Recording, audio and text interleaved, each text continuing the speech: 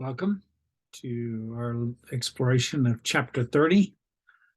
We're looking at diverging traditions in the later 19th century, closing out the 1800s and moving into the 1900s. And a lot of that really early on here is going to be looking at some of the French stuff, because the French have always pictured themselves as big arts people, and backed Louis XIV with creating the Palace of Versailles, which during the French Revolution became a museum and is still a museum. Louis XIV, and then later on, well, even before that, no, after that, Napoleon, when he was invading Italy, pulling up some of the Italian stuff, trying to make France the new, where's the Vatican? The new Rome, and making Paris the new Rome. And they've always had an interest in trying to be one of the best for that artistic kind of stuff. And in the concert hall, they were trying to balance playing some of the German classics and new French works. Because remember that this is a time when the classics are getting a rebirth, and you think about Bach and Handel and Mozart, and those guys are all coming out of Germany and Austria, in those areas, and not out of France. So France is trying to get itself position, and they created this conservatory, which was founded by École. There was the school Niedermeyer. It was founded by Niedermeyer.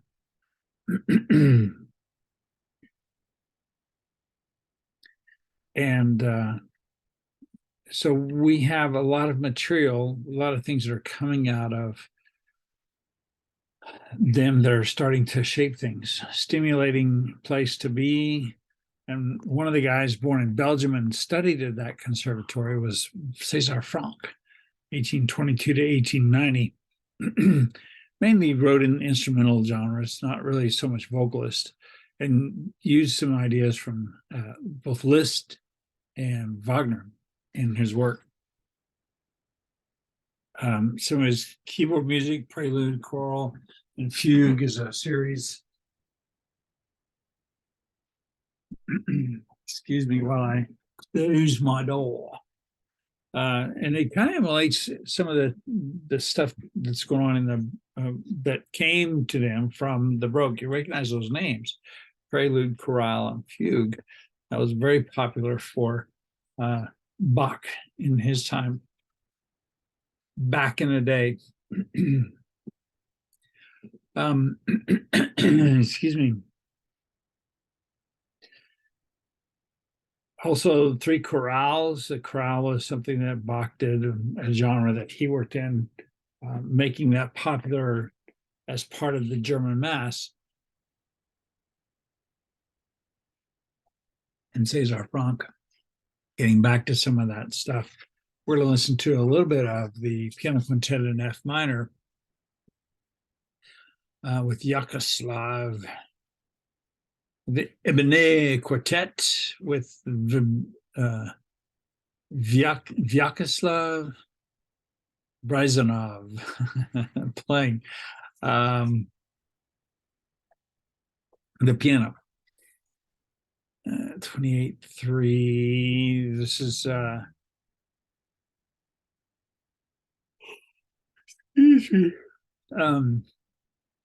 the Allegro non troppo ma con fuoco, and this is about.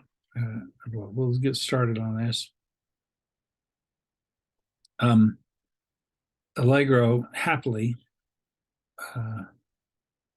ma non troppo, not too fast. Allegro, happy but not too happy, or rapid. And then ma con fuoco, which is with fire. And listen when we get there to these polyphonic entrances, so one instrument and then another instrument.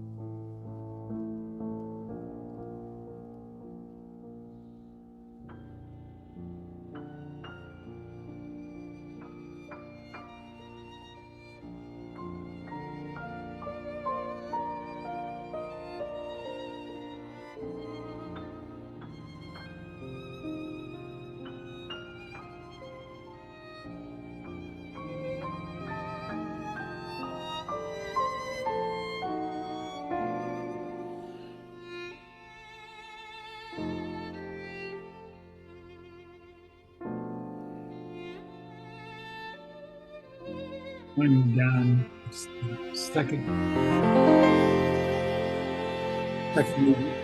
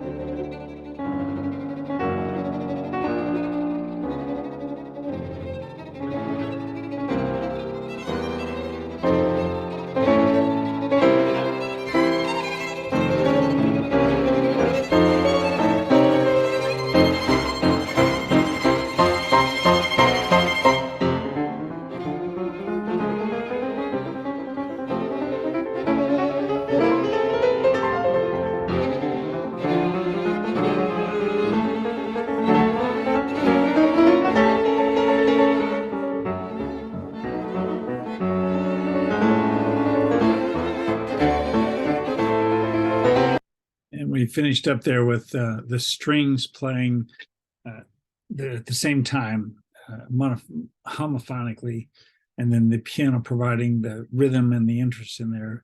One of his most familiar and famous is the Symphony in D minor. Gabriel Fauré was a contemporary of his, 1842 to 1924.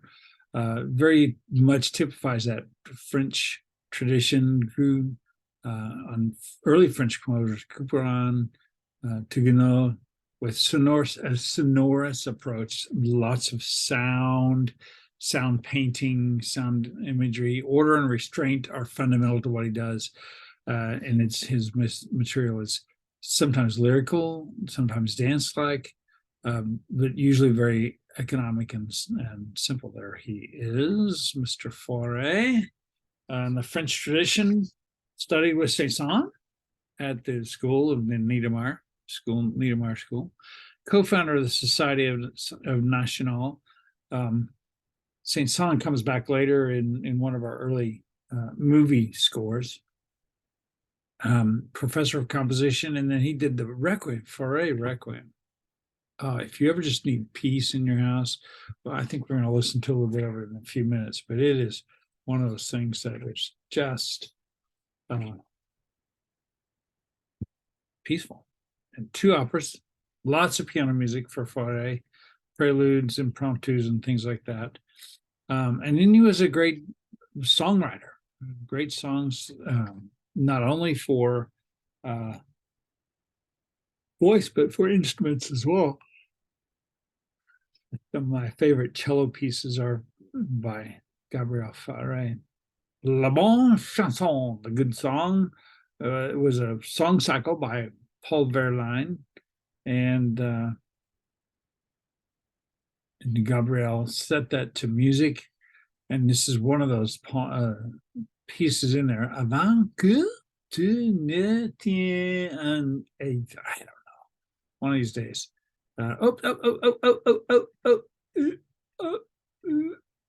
Okay. Each poetic image set to like phrase, interval of approaching, novel harmony and form, and then a heightened role of the piano. You can see here, this is the piano, and this is the singer's portion.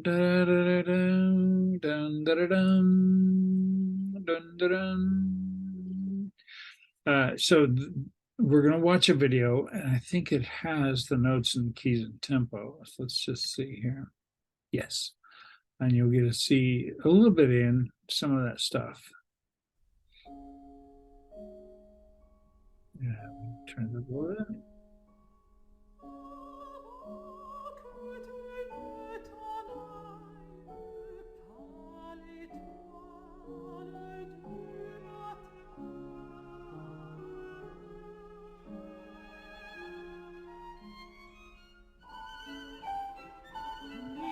Okay.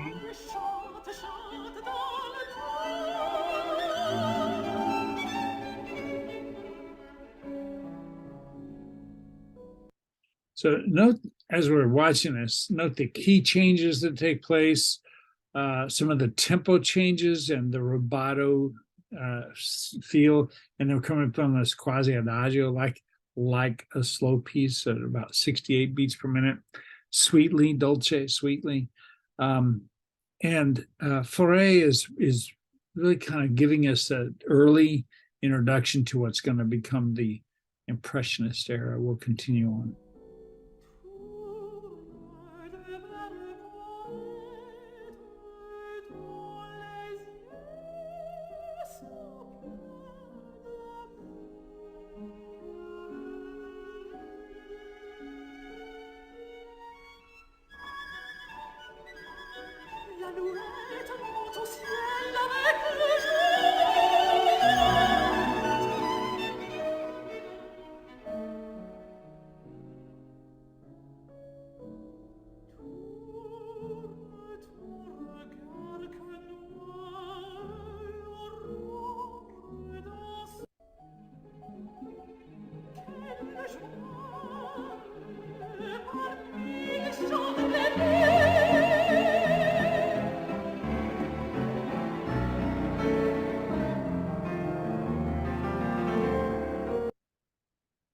All right, I skipped a bit there to get to where we had been before, previous to that.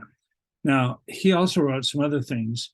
We're going to listen to a couple of things, Pavan, In Paradisium, and Pia Jesu. This is really going to bring us to our first question, too. Pull out your pen and paper or your email, pause if you need to do that. Gabriel, from his Requiem Mass, and I'll tell you that's going to be the third thing that I play.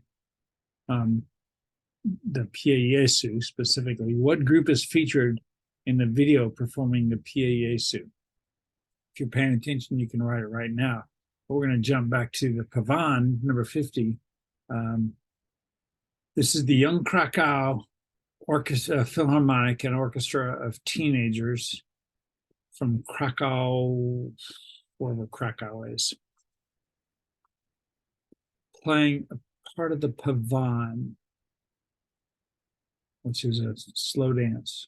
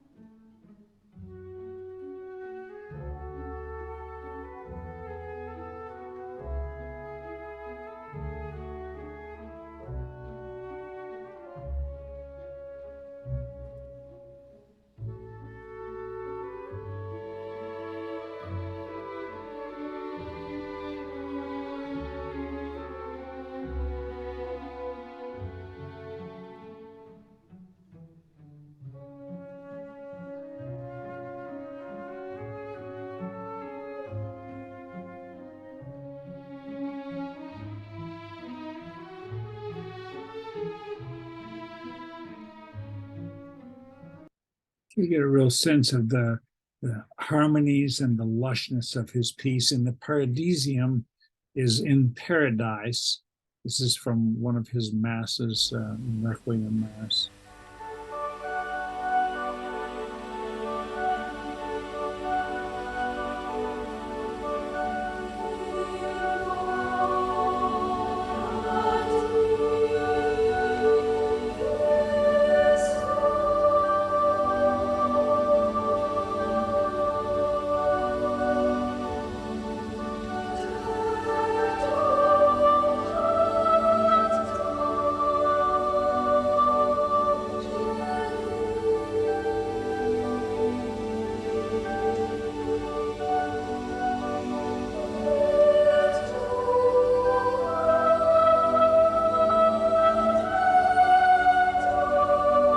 And it continues on kind of like that. This is not atypical to have a boys choir singing this and singing that high. That is the range that a young man whose voice has not changed really should be singing anyhow to keep their voice healthy and pure.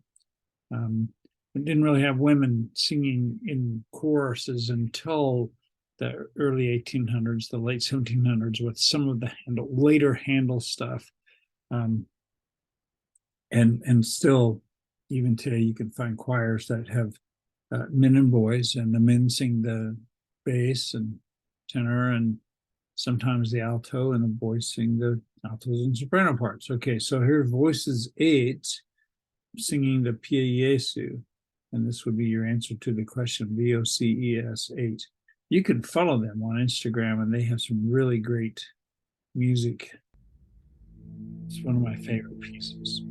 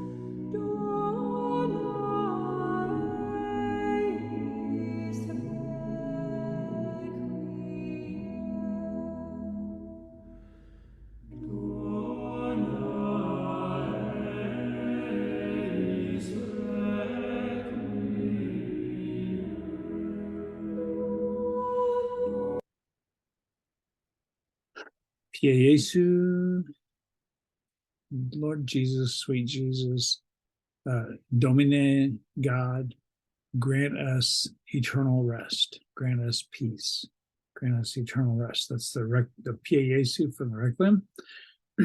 And in this group, they're singing those parts that are written for in the actual Requiem, written for cello, bass, and viola. It's only one time that they use a violin in that, and it's during the VAC. One of the parts that she was singing was actually written for violin. Very creative way to do that. Now, Eastern and Northern Europe, Tchaikovsky out of Russia, music is going everywhere, and music is fitting all kinds of things.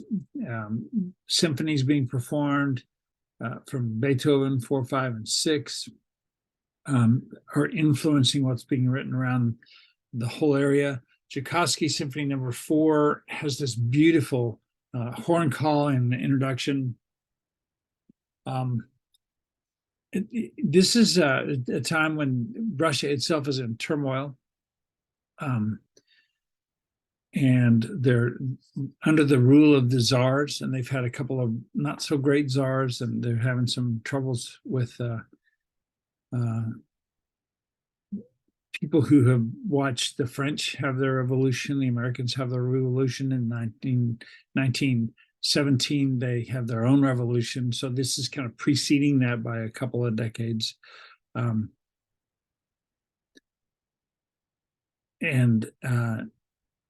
in the sixth, and we're listening to the sixth now. The first movement is somber. It has a quote from the Russian Orthodox Requiem in development, in the development portion of it. And the Russian Orthodox Requiem is specific to the Russian Orthodox Church, which comes out of the Eastern Church or the Orthodox Church. Remember the split in 1054 between the Western Church based in Rome and the Eastern Church based in Istanbul, and then moving north into Russia. And the second movement is a minuet and trio form in D major. There's a dance in 5/4 and the B minor, and I think that's what we're going to hear. Let me just, yeah, this is going to be Symphony Number 6, the second movement, D minor trio form, B minor trio suggests sorrow. We may or may not get that far. Symphony Number 6 of Tchaikovsky.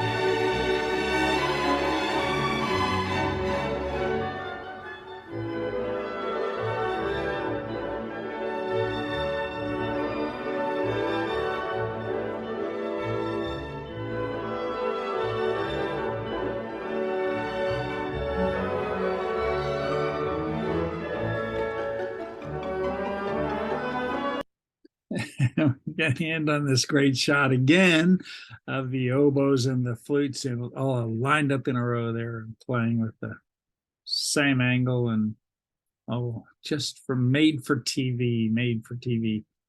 You kind of got that 5/4 in there, I hope.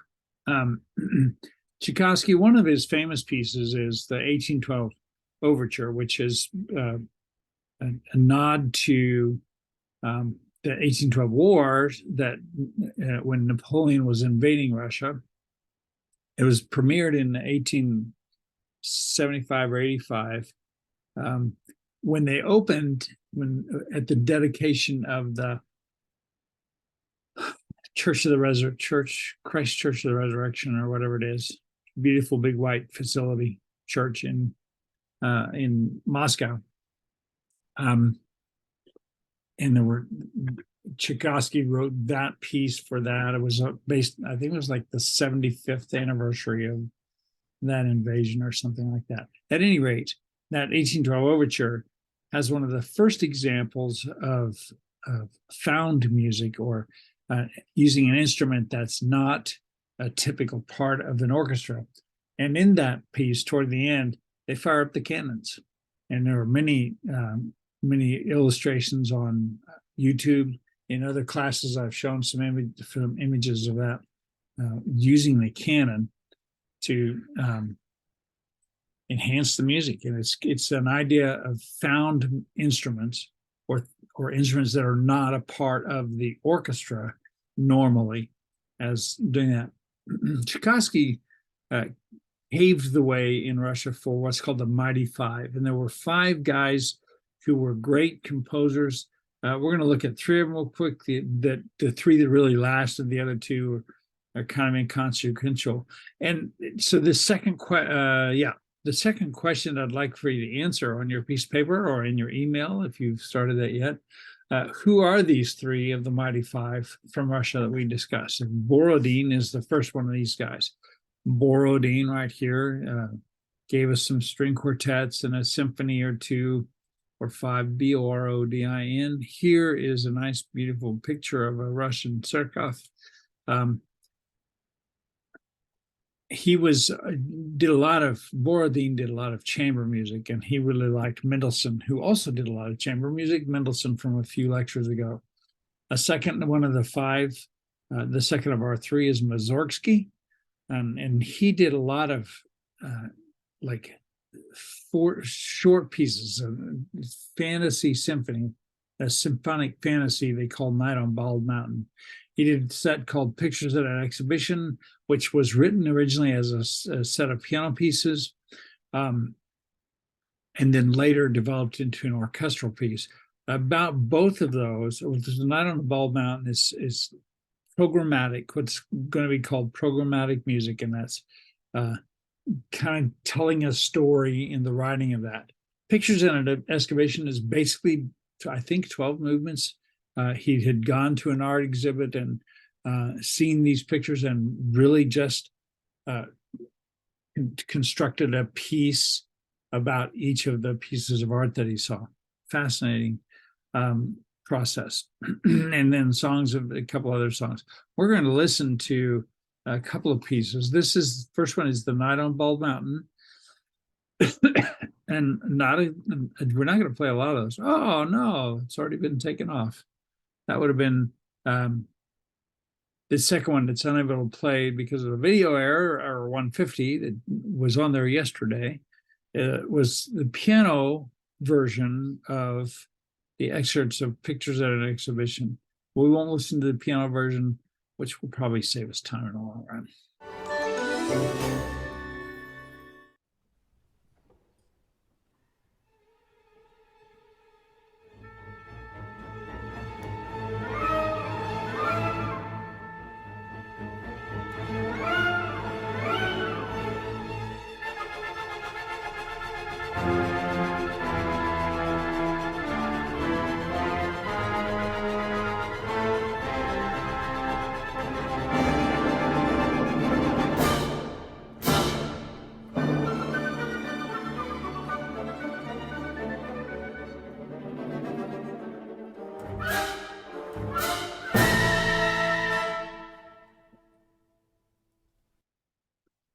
So when you have little kids, one of the best ways to get them to experience music is to experience the music.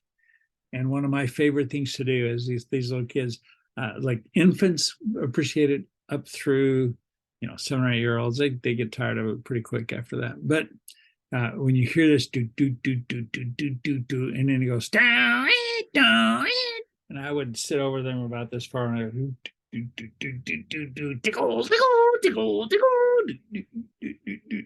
tickle, tickle.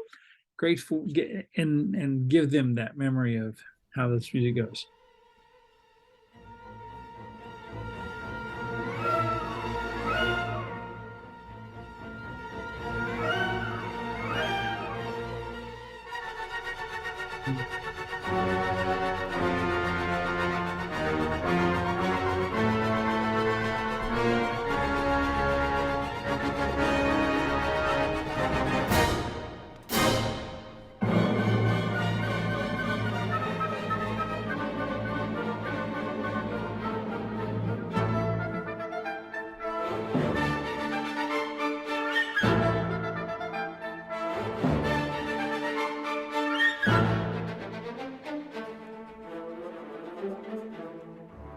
Now, just a few minutes ago, we saw a piece where the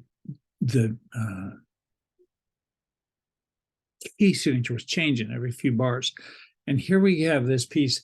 The key signature doesn't necessarily change, but we're all over the place. To say there's a tonal center is kind of difficult. And that's kind of what's happening overall, and leading us toward what comes into being an impressionistic or an impressionism movement. And we see that in art and in music and other things as well. That it goes on and got some great music. Here's a bit of Mussorgsky's Pictures of an Exhibition. You can read it.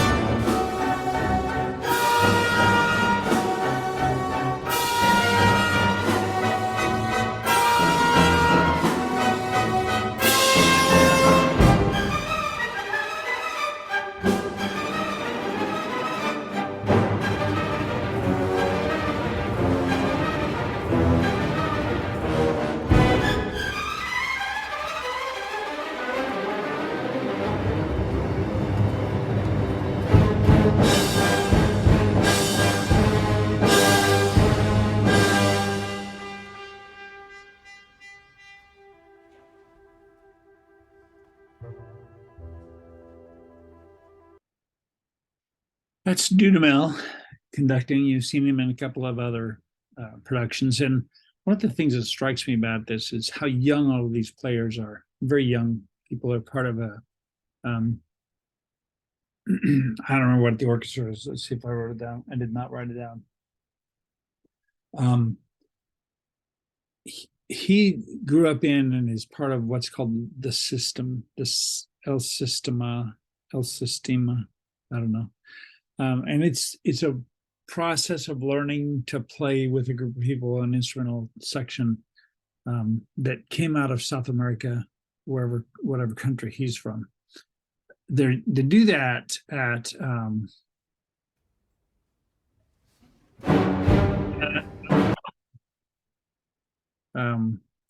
they do that here in Oklahoma City at St. Luke's Methodist Church, and that's really all I know about it. Other than he's a product of that, and they have some really great musicians who have come out of that. So the third of our five, and the last one that we talk about here is Rimsky-Korsakov. A lot of programmatic orchestral works, continuing that idea of developing around this particular theme.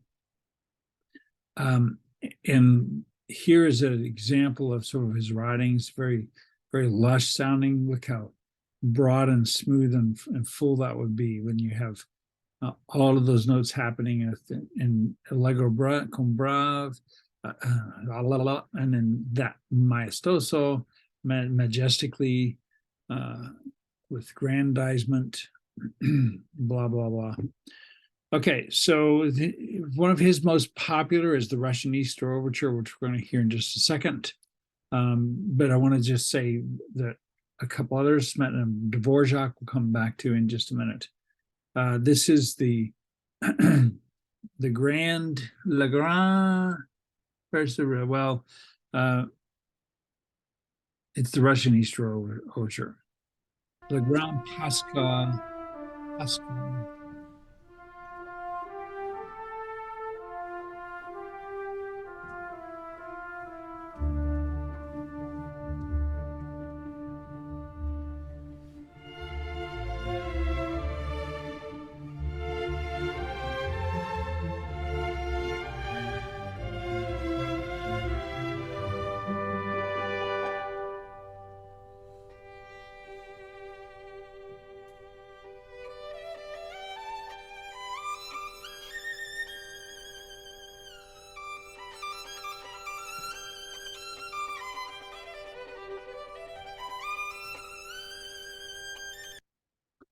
And as part of the Russian Easter Overture, this is a very popular part of the Bumblebee.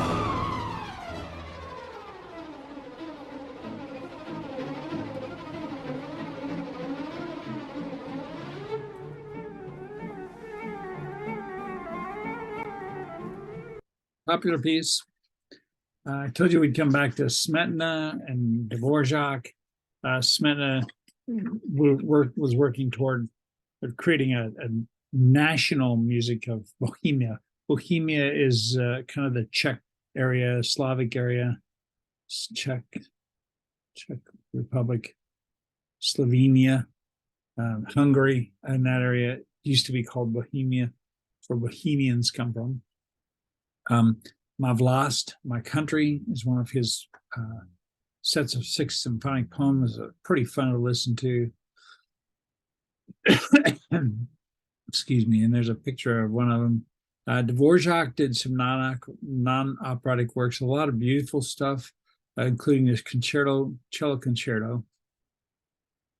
And we are going to end by listening to a little bit of this Dvorak cello concerto number 1. The cellist here is Joshua Roman, and that's the final question, the third question today. Who is the featured soloist on the Dvorak cello concerto? Listen to Joshua play.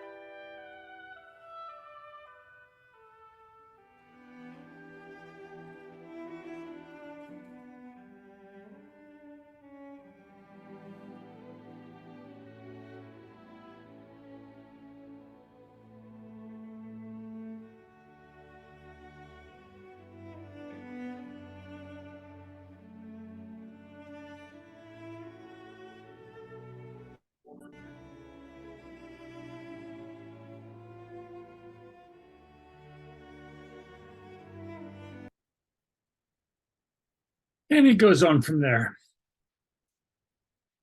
See you next time. All right, stop it. Make it stop. Oh, stop share. Stop recording.